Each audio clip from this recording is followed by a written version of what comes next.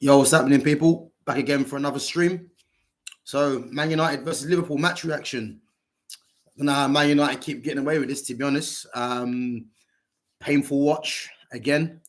I think done well to come back, obviously, from being 1-0 down and then going 2-1 up in the second half, thanks to a wonder strike from Kobe Manu.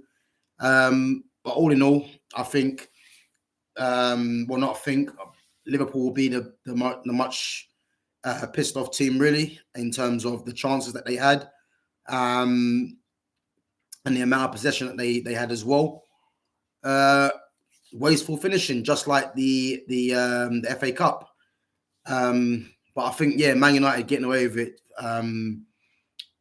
And for me, like I say, being a Man United fan, it's not justifying for me watching Man United play like this. It's hard to watch certain players that he continuously keeps on picking.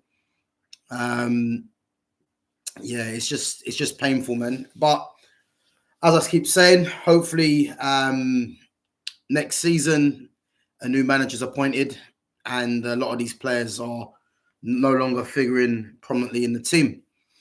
I think that league table for the top for Liverpool leaves Liverpool joint points with Arsenal and Man City are a point behind. But it's everything to play for now. So all it takes is for one of the other teams to slip up and the other two teams to capitalize, or vice versa. Then you're going to see, for me, this title race go down to the wire. For me, I'm still taking Man City to win it. I think Man City have Luton in their next home game. I think Arsenal's next game is against Aston Villa, which would be a tough game at the Emirates. And then you've got Liverpool playing Crystal Palace at home, which again will be another tough game. So at least that's something to enjoy. Obviously, Man United stay in sixth place. I think West Ham, who played a game more, a point behind. And then you've got the chasing pack just underneath them. Sorry, I think United maybe, I think they're sixth or seventh, I think. So you got Tottenham are now fourth, Villa are fifth. Yeah, United now sixth. So, and underneath them is West Ham. And then you've got Newcastle and a few other teams. So what's actually funny is that if you look at from United, I think all the way down to 12th position, 13th position, which I think is either Fulham or Bournemouth, there ain't that many points in it when you actually think about it. All it takes is for a few of these teams to go on a run, and then you can quickly claw them points back. So United have to be, well, I think they've got Bournemouth next game away. That'll be a tough game. And as I say, if Bournemouth win that game, that's 3 points for them gained, and that's them closing the gap on United also. So it'd be a tough game for United. And the way they're playing, I don't expect them to, if I'm honest with you, I don't expect to win. I think the best that they can hope for is probably a draw. So we'll have to wait and see. But yeah, going to go into the player performances. So we start with Andre Onana. So I think every time I'm giving a player performance, Onana seems to be very consistent. I think Onana is, as I said before, is going from strength to strength. He made a key save from Szoboszlai in the first half, which, to be honest with you, I think Szoboszlai was very complacent. I think he should have finished it off, in my opinion. I know it was on his weaker foot, but the finish for me was more of a I'm just going to make sure it's on target rather than putting it in with any conviction. I think it's very lackadaisical finish from him, and ultimately that come to punish them in the game, because obviously in games like this, chances like that need to be taken. But Onana made a good save, but Szoboszlai should have scored that. But in general, I think Onana played well. I think the goal from Luis Diaz couldn't really do much. Obviously, the shot was in the penalty area, and his reaction, obviously, he couldn't really do much because of the speed of the ball. And Mo Salah's penalty, obviously, it's a lottery, so Salah sent him the wrong way. And I think from the penalty spot, Anana very rarely tends to go the right way anyway. But all in all, I think he played well. Right back, Diogo Dalot obviously had a bit of a calamity towards the end of the game at Chelsea. But I think, back to being consistent. I thought Dalot done well. What I find very, very odd from what this manager's deciding for Dalot to do. Obviously, Dalot does invert a lot coming in field. But to me, it seems like they're using Dalot as being like a playmaker from fullback, kind of like what Trent does. But for me, Dalot is best attacking, going down the flank, going around the outside, and linking up with his winger. But I think to try and play him as an inverted, to try and be the playmaker like what Trent does, I don't really think that's Dalot's game. So, but it'd be interesting to see the next game if he still continues doing that. Why he's not playing left back? He's playing Wan-Bissaka left back to deal with Salah, because Salah likes to come inside, and obviously Wan-Bissaka is a first and foremost is a good defender. So I think next game you probably see Dalot go back to left back, and then Wan-Bissaka go back to right back. I think just because of that reason there, because of Salah. But yeah, Dalot played well in my opinion, and obviously, hopefully, towards the end of the season, he can kind of continue his consistency. But yeah, thought he played well. Willie Campbell making his first start at Old Trafford. Thought he was the best defender on the pitch. Composed. Obviously, he's only 19 as well. I think everything he did, he done calm and assured on the ball. And it's good. It looks like he could be one for the future. I think in terms of the signings for the season, I think he's probably going to give whoever managers incoming or whatever Ineos want to do in terms of the signings, I think he's going to give the next manager a bit of a problem, because obviously players need to be moved on. But I think just because of that performance, he deserves to be in the reckoning for a regular place, whether it be starting or being at least third choice. So yeah, it was a very good game, and you'd expect him to start next game as well against Bournemouth. I'll be surprised if he does, if Varane is fit. If Varane's fit, I can see obviously Varane will come straight back into it, but I think Campbell can find himself very hard done by if he doesn't continue on from the last game. Harry Maguire next to him. Thought Maguire done well as well. I think with Maguire now, you're kind of getting the same sort of performance now. He's not really like, putting up trees, but he's just doing his job quietly. And I think with him, it's more a case of just seeing what happens next season and seeing if, for me, he needs to move on. But it just depends what the new manager, when they come in, has in store for him. Hopefully it's De Zerbi, and if De Zerbi does come in, I can see him. I can see him moving on Harry Maguire, but or he could probably say, Maguire could be good enough to play fourth choice. But I think for Maguire, he needs to move on. Obviously, he's an experienced international, and he's probably going to think he's got more to offer than that, which is fair enough. So yeah, he needs to be moved on, in my opinion. Wan-Bissaka, obviously, as we know, in possession isn't the greatest, but I think in terms of his general play, I think going forward, he's not really going to offer that much. Defensively, you can kind of rely on him. I think he does get caught a lot of ball watching a lot of times. But when it comes to the last ditch tackles, that's what he's known for.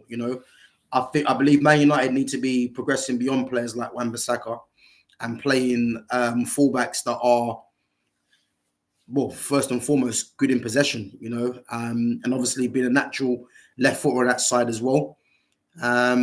For the penalty that he gave away, For me, it was a clear penalty because the intent to try to rectify allowing Harvey Elliott to kind of come inside like that.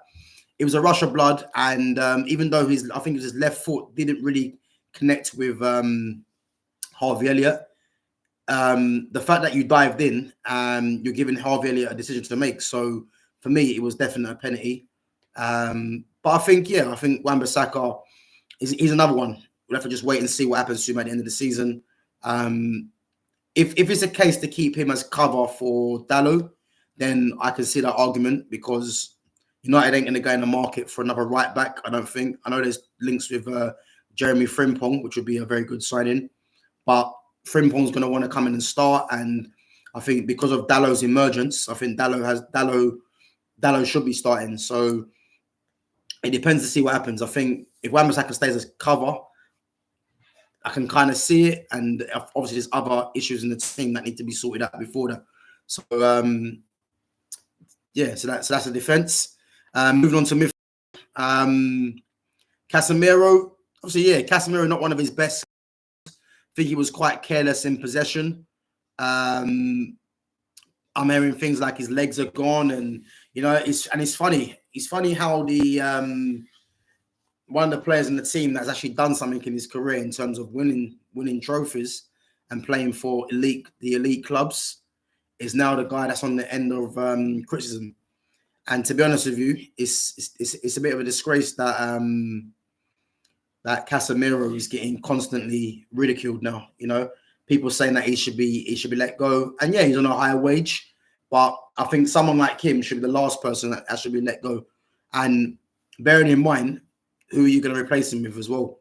I think with Casemiro, if the system is changed, to not leave him exposed, leaving him as the lone DM in the team, I think this whole talk about Casemiro's legs being gone, I think that that talk kind of stops, So definite keep for me next season. But as I said, once a new manager comes in, then we'll see. Hopefully, we'll see a different system which won't expose Casemiro. But if Casemiro wants to go as well, then that's a decision that the club have to make. And then next to him, Kobbie Mainoo. I mean, Kobbie Mainoo is what else more is to say about him? Exceptional talent. That goal was reminiscent of the Wolves goal. Obviously, it was more of a top corner strike, that one. But Kobbie's got that in his game. You can just tell the guy's just a supreme footballer. Like, he's a top player. And as I said before, he's going to be the future of that Man United team. They just need to get players around him that are on his wavelength. And obviously, a manager that understands what his strengths are. You can see in terms of him running back to goal, it's like he's running on the beach, running in sand. So it's like he's a bit slow to get back, but I think the way that the team transition and the way they keep getting caught, it makes it look like that he's struggling in that sense. But I think if the team are set up properly, especially from the midfield, I don't think you see Kobbie Mainoo having to do too much running back like that, because for me it's all about positioning. But I think the manager is deciding to tell this team to set up in that way. And it's a detriment to especially players like Casemiro and Kobbie Mainoo. But on the whole, Kobbie Mainoo, great performance, great strike. And I should get to the end of the season now. And then we can kind of see what shape this team's going to take under a new regime and under a new manager, hopefully. And obviously, Kobbie Mainoo will hopefully be at the hub of it, be a key player in that position, which I believe he will. Bruno Fernandes, first half was absolutely shocking, giving the ball away timelessly. His discipline, his attitude for me stinks. Every time he's always trying to moan with the ref. And for me, when you're always moaning at the ref, it really shows that there's a flaw in your game, and it shows that well, for me, it's not really a leader, in my opinion. You can't keep moaning at the ref. You know what I mean? Because once you're doing that, other players are looking at that thinking, is that how he behaves, And it's not a good look. But Yeah, first half he was shocking. I mean, to be fair, his goal from the mistake from Jarrell Quansah. To be fair, the way he cut across the ball for the finish was a good finish. Um, but in general, his play was shocking. So as I said before, don't let a goal fool you from the performance, because performance will always be key for me. And even though he did score a good goal, his general play was shocking. Obviously, as you know, Bruno runs all day. Um, I think he tries to be a hero too much at the time, to be honest with you. Like the way he presses the keeper, he's never getting to get to the keeper. Keeper can just play it around him, and ultimately he's out of the game. So I don't know why this keeps happening. Is the manager telling him to do this? And if so, this is another flaw on the manager and on the player itself. Because if I'm the player and the manager's telling me to keep doing that, I'm either having a word and saying, look, this ain't working. But the fact that he keeps doing that and he's never going to get to the ball, what is the point? So, but all in all, another poor performance. But for people that obviously are fans of Bruno Fernandes, they'll say, well, look at the goal he scored. And it's the same old argument. So, as I said, in the summer, we'll wait and see what happens under a new regime and a new manager, and see the plans that he has. Moving on to the front three. Marcus Rashford, another quiet game for Rashford. As I said, I think Rashford's checked out. I think a lot of it is to do with the criticism he's getting. He's not happy, obviously, in regards to what's happened to Jadon Sancho. I believe as well that the way that he's been scapegoated, which I keep saying, Rashford has never been that guy, but the scapegoating now that he's getting is almost laughable now, because, as I said before, there's a pattern going. He's being scapegoated because they're pushing their hardest to try and push Garnacho and Rasmus Højlund. So now Rashford is even with Anthony as well. But Rashford is the easy target now, because the other players are no longer there. But yeah, didn't really do much. I think sometimes when he had the ball, he tried to dribble too many players. But he's another one where big decision will need to be made next season. I think giving him that big contract is messed the club up, because one way or another they're gonna have a hard time with that, because it's either you sell him and it's either you sell him or you keep him. And obviously, as you can see, his performances are nowhere near good enough. And to be honest with you, they're never going to be now, because he's 26, 27 now. And the way that he plays, he's been playing like that ever since he come through the system. And it just remains to be seen what's going to happen in the summer, really. I believe Rashford will stay, unless, because I think PSG are the only team realistically that can come in for him. Unless PSG make a bid to give United something to think about, I can see him being in next season. So yeah, we'll have to just wait and see. Garnacho on the right. Another poor game from Garnacho. Just same old, run with the ball. I mean, his quality on the ball is not good at all. He just shows a lot of intent, as I keep mentioning. Intent to run with the ball, but that don't necessarily mean you're having a good game. It just means that, you're doing things that get the average football fan that don't really know what they're watching. You're making him think that he's making him think really that he's doing a lot, but really and truly, it's just the basic of play. Getting the ball at your feet, running with it, and then trying to win a corner. It's not really hard to do. So yeah, a bit of a nothing performance. Obviously, the last game he scored 2. So he was definitely going to start this game, but it didn't really offer nothing. He was up against Robertson in the first half on the right hand side, and then towards the end, I think he was up against Joe Gomez. But yeah, it didn't really do nothing. So just another nothing performance. But as we know, with this manager, he's going to start him next game against I believe it's against Bournemouth. And yeah, I'm more than likely he's going to put in the same sort of performance, and a lot of these fans are going to be saying he's the one for the future. He could be one for the future, but not at Man United, because he ain't good enough. and there was links with Real Madrid. Real Madrid never going to sign a player like that. Like, let's just cut that rubbish out straight away. He ain't good enough. So another one, we'll wait and see what happens next season. He's going to be here next season, but if he's going to be here, he has to be playing more of an impact sub role. There's no way this guy should be starting 30 games like he's been starting this season. You know, if they're going to start him, if he's starting about 3 or 4 games, fair enough. You know what I mean? But he's got to be a bench option. If you're going to start him in the cups, like the Carabao Cups and the FA Cups, fair enough. But in terms of league, and if they get into Champions League, which ain't going to happen, or Europa, he can't be starting regularly because he's nowhere near good enough. And the same with Rasmus Højlund. Personally, I think Rasmus Højlund is the worst striker that I've seen at Man United. He doesn't offer nothing. You know what I mean? And it's criminal that he costs 70-odd million, and all he spends his time doing is just getting bars of the ball. He's got no link play. He doesn't hold the ball up. He's not really scoring at a rate that you'd expect. And people will say about doesn't get any service, which is a cover-up because Martial wasn't getting this excuse, you know. And even that as well, at least Martial had link play. But Rasmus ain't got nothing. He hasn't got no link play. He can't. I think he's poor in the air as well.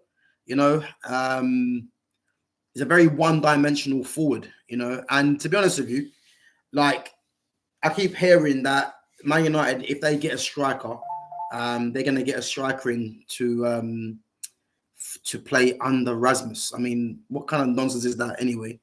For me, as I keep saying, a striker's a high priority. Someone like an Ivan Toney would be perfect, and bringing back a Martial. I think having 3 options like that, along with Rasmus being third choice, would be ideal because the striker market just ain't there. They're not gonna. I can't see them going to go and get a young striker because they've already invested in Højlund. So just go and get a striker that's a lot better than him, and bring back Tony Martial. Hope we can agree a new contract, and have that option as well. But yeah, Højlund, another nothing game. So in 3 games straight, with the worst being Brentford, Chelsea and Liverpool game, he was shocking. You know, and all this running hard, and he runs for the badge, rubbish. Like, don't believe none of that rubbish. His quality ain't there, you know. And in terms of his pressing, that's because that's the makeup of the player, you know. But I'd much rather see him retain the ball more often. I mean, yeah, you're up against Van Dijk, who's one of the best defenders in the world, if not the best. But too many times is he just losing the ball and just getting barged off it. You know what I mean? It's just too easy. And for someone that costs that amount of money, obviously he doesn't obviously say what the transfer fee is, but unfortunately he's cost that amount, and you'd expect to see a better performances than what he has been putting in, you know. So yeah, another hard watch. Obviously they got the 2-2 draw, but yeah, this end of the season can't come quick enough, you know. Obviously against Coventry in the FA Cup, which I think they've got in a couple of weeks' time. Do you know what? That's not going to be an easy game on a big pitch as well. So, and I think Coventry have got some players in their team that will cause United problems if United are not at it, you know. And obviously it'll be their cup final, you know what I mean? So yeah, and United not playing well, and he's probably gonna go with the same team. This team looks like it's on its last legs as well. You know, they're fatigued, you can tell, and there's still a few more games to go to the end of the season. But yeah, all we have to do really is just wait and see what happens. But yeah, as I say, another hard watch, and I'm expecting another hard watch again against Bournemouth away. Bournemouth have got some good players in their ranks, so expecting another tough game, and Bournemouth keep the ball well as well. So yeah, that'd be good. But yeah, so yeah, I'm going to be back on for the match reaction to the Bournemouth game, which I believe the Bournemouth game is, I think it's on the weekend. I think it might be on a Saturday. I think it's on Saturday. But yeah, we'll have to wait and see for that game. But yeah, don't forget to smash the like button. And don't forget to subscribe to my channel at Gav Goes In. And I'll catch you guys again. Take it easy.